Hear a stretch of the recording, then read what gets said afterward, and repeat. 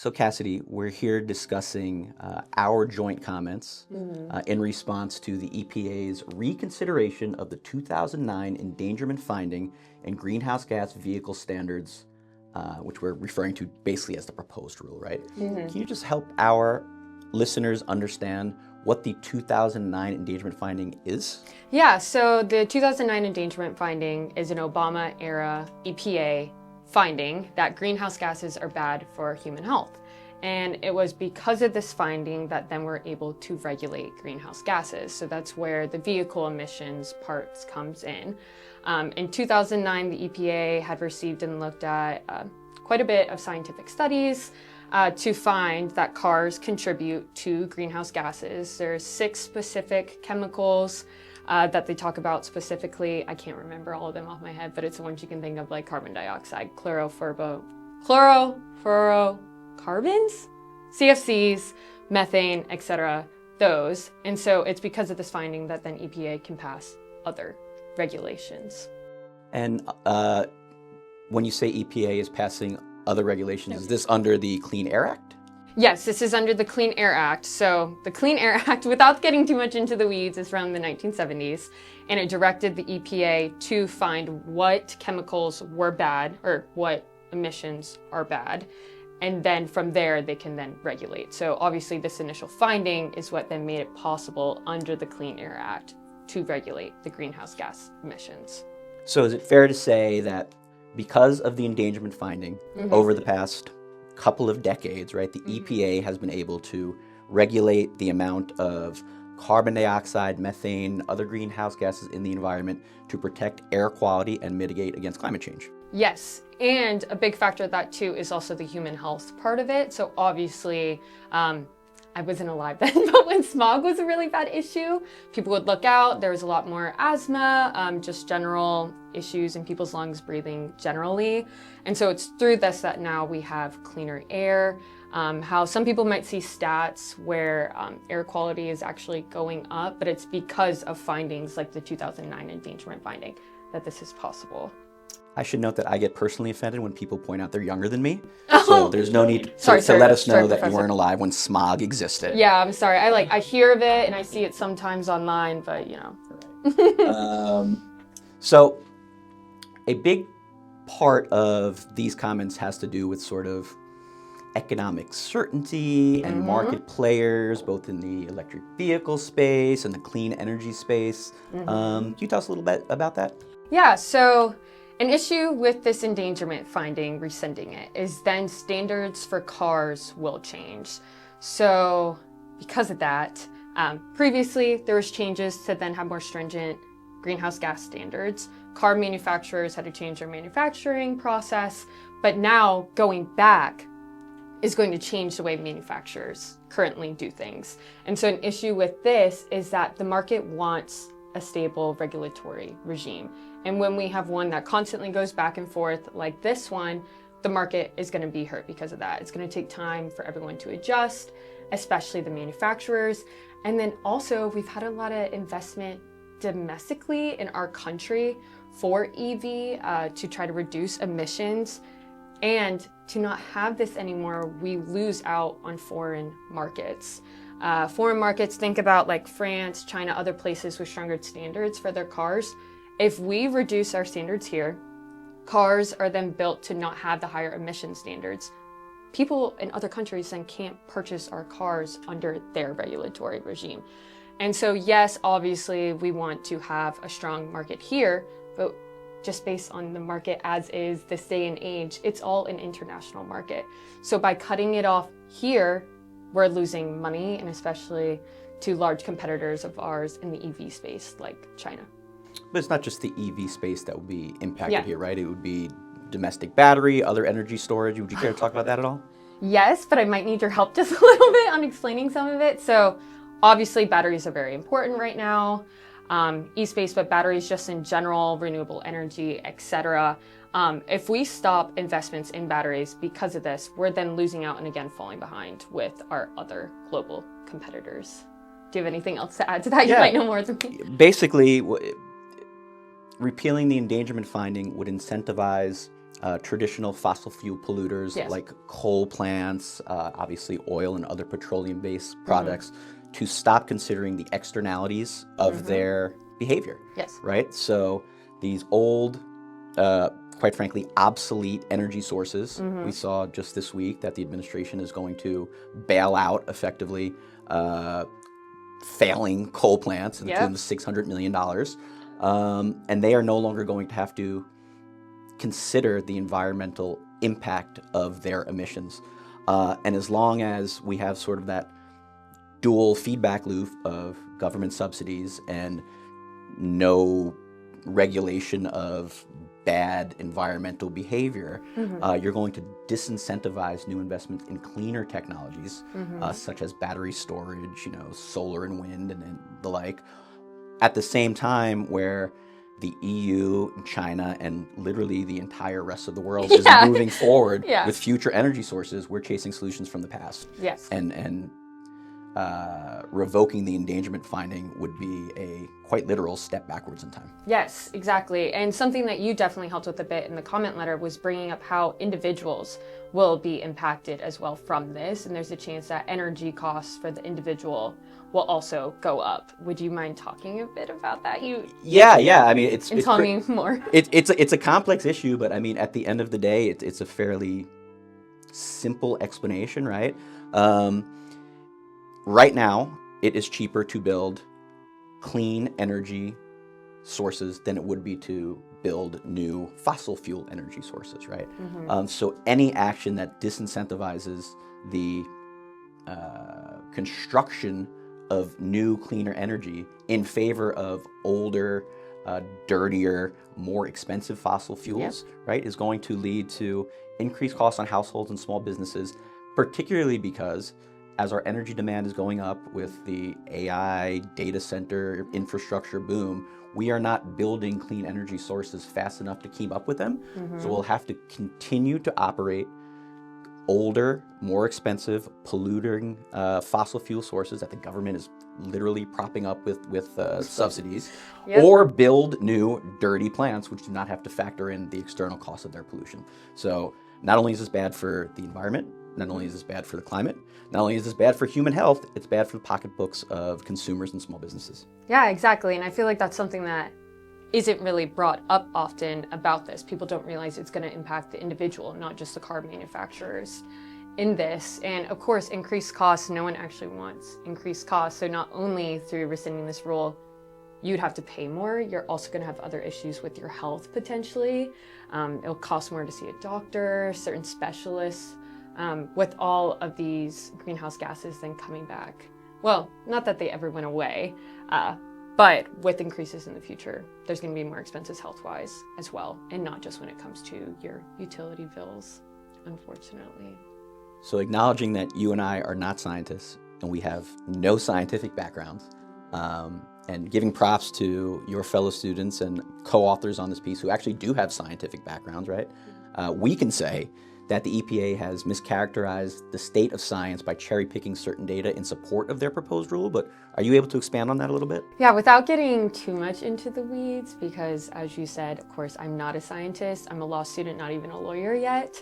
The science does exist and has existed for a long time now that greenhouse gases are bad for humans and are bad for the environment. And it's crazy to say in 2025 that we're even considering that that isn't true at this point in time. This is science we've known about since 1960s. The health impacts, how detriment to our environment then will impact us, even if maybe not a direct correlation, indirect in so many ways. And that was one of my favorite parts about working at the EPA. I was previously an intern in the air branch here in the Region 2 office in New York. The best part was that we worked with scientists on everything.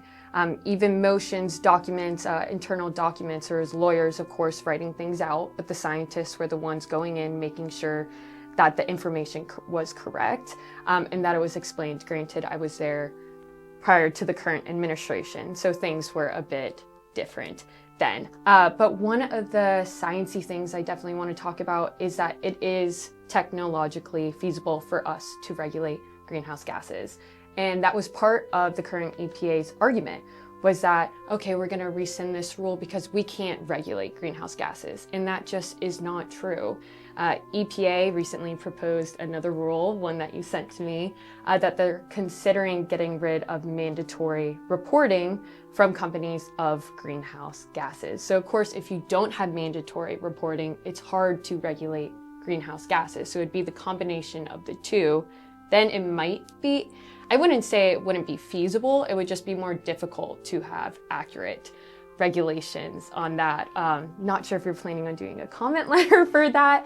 I personally, too quick of a turnaround for me, but it is feasible to regulate this, and we have been regulating it. It's not like this was a decision that we made a year ago. We have been actually doing it. Is there anything you want to? Yeah, absolutely. I mean, it's a constant theme or consistent theme from this administration, whether the prior version or the current one, is they think if you don't measure a problem, it doesn't exist. Well worded. yeah. There is again, not a scientist. Yes. Not an astronaut, but there is But I like science. Yeah, sure. Yeah, we're pro-science. Yes. Pro-science at the PECC Energy and Climate Center. Yes. But there's a satellite that has been around for, I think, decades, that measures various greenhouse gas emissions. It is working fine. There's nothing wrong with it. Yeah. And they're proposing shutting it down solely so that we can no longer measure the damage that we are doing to the environment by emitting greenhouse gas emissions. Yeah, and we have to think, we are the United States. We have a lot of resources. How are other countries able to regulate it just fine, but for some reason we couldn't? With all the resources we have, all the intelligent scientists and everyone, resources. It's just a bit silly. Yeah, and not only is the EPA sort of abdicating their responsibility to protect the environment, which is their statutory mandate. Yes. With this, if this proposed rule were to go into effect, the United States would be abdicating their expertise in the world and their economic market share as an energy leader. Yeah, it's sad, honestly. It is sad, and it's a step backwards. Yeah, I agree. And something I want to bring up is I really want to encourage other people to be paying attention to what's happening. I wouldn't have known that this rule was being proposed if I wasn't checking my email every day from the newsletters I get. And so I think it's very important for people to know what our government is doing. We're a democratic government. We want people to be involved. It's supposed to be a democracy for people because of us. And I mean, what was so great about the letter is we had more than 50 students sign on. Obviously, you signed on, the center signed on, PACE Environmental Law Review, the Environmental Law Society. But I do want to note that you don't have to be a student to pay attention. Everyone starts from somewhere also. But join the record. Like, posting this comment letter is how we can then make the EPA look at what we have to say. You don't have to do a formal letter like we did, although I'm super proud of it and it's perfect and very fancy footnotes and everything. Thank you everyone that helped with footnotes at the last minute. But you don't have to do that. There are some people I saw on the comment portal just saying, hey, I disagree with what this would, the impacts of this. Look at this study. That is enough to make the EPA consider it. And based on precedent, EPA must consider meaningful comments. Have you had experience with this other than the comment letter, or do you have any opinions on people joining in? Sure. I mean, I think your point is important. You don't have to be a energy and climate research center or a extraordinary law student to get involved here. This is for everybody, right? Everybody should feel empowered to have their voices heard, and this is the mechanism to do it, right? This administration is particularly hostile to environmental regulations, and they are using sort of the shortest permitted time frame to solicit comments. So as you noted, it is important to sort of stay active, stay vigilant, listen, and that's where I think the PACE Energy and Climate Center can help, right? We are publishing a newsletter, right? We'll have a monthly newsletter out there. We are staying active on social media, whether that be LinkedIn, Instagram, anywhere else, and we are trying to get the word out there about the urgent state of the climate crisis and the urgent need to phase out fossil fuels. Right now, we're talking about what's happening here in our backyard in the United States of America, but this is a global issue. You know, with my appointment recently, we've making a conscious effort to be very explicit that this is a forward-looking center, right? We're addressing the problems of tomorrow, or at least we're addressing the current problems with the solutions of tomorrow. So Yeah, who better to work with than the next generation of law students? But really, I wanted to know, it's your third year, right? Full disclosure, when I was a JD way too long ago, I was very checked out my third year. But your third year at law school, it's a very different political time. Why did you think it was necessary, or why did you want to submit these comments when you could have been doing literally anything else? Yeah, so what's funny is before the school year started, I told myself I was not going to do anything that I wasn't going to get paid for or class credit. And then I saw the proposal online, and it was a few days before my birthday. I was home in North Carolina, and I was just really angry, honestly. Angry to see that this was even being brought up. And also the endangerment finding, to me, is still somewhat recent, 2009. But yeah, I was just angry to see something that I find to be such like a very strong point, obviously in greenhouse gas regulation, was possibly going to be overturned. So yeah, I was angry. I then went to a GroupMe, Environmental Law Society's GroupMe here, and I messaged in the chat and I just said, EPA wants to rescind the 2009 endangerment finding. Not good for greenhouse gas regulation. Will anyone help me? And students within minutes had messaged me. And by the end of the first day, I had 40 students that had reached out to me. But then honestly, when I started thinking about what to do, I realized I've never done a comment letter. I had no idea what to do. So thankfully, that's where you came into this. Also, it was more so a thing, I just wanted to put my opinion down and like get my anger across, but then I realized, and then also through your help with writing it, that that's not exactly a great argument. Obviously, everyone's going to feel a certain way, but then also based on admin law, which we don't fully have to get into all the weeds, opinions aren't enough typically. So Yeah, that's and why I think you did, and the students and the Environmental Law Society, and we should note that there were several authors to this, right? Yes.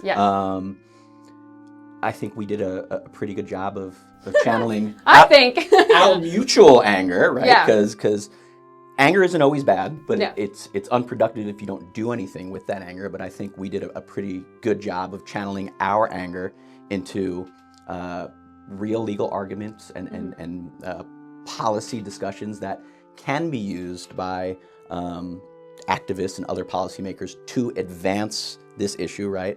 To hopefully fight against this ridiculous proposal to abandon the endangerment finding and stop regulating greenhouse gases, and perhaps maybe even give us hope in this, your last year of law school and my first year in the job, to find a reason to push forward and have some optimism that we actually can make a difference when so many really big problems are happening around us. Yeah, and going on that, I remember just being really angry, and my first thought was to post something on Instagram, and like everyone can just post stuff on Instagram, and so then to actually do something about it was nice and honestly really empowering, in my opinion, knowing that I could do comment letters in the future again, maybe help you, maybe. It's up to you if you want me to help. But yeah, instead of just thinking, okay, this is what's happening to me, this is how I'm being impacted, boo-hoo, remembering that because of existing law and agencies, administrative law generally, we can have a voice and do comments and let the agency know what we think about it.